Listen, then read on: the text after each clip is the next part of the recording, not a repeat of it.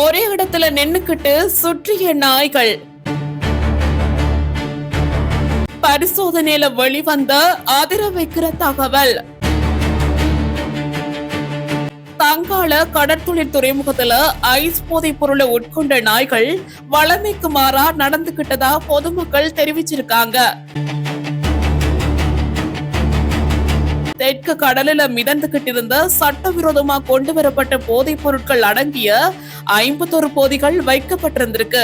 அந்த பகுதியில் இருக்கிற நீரை பருகிய 3 நாய்கள் ஒரே இடத்துல சுற்றுகிற காட்சியை பார்த்து பல பேர் அதிர்ந்து போயிருக்காங்க.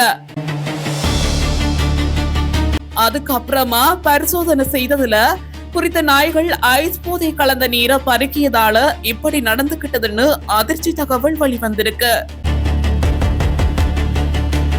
தங்கால கடற்தொழில் துறைமுகத்துல வளமையாக சுற்றி திரிகிற நாய்கள் நேற்றைக்கு அந்த பகுதிக்கு வரலன்னு சொல்லப்படுது.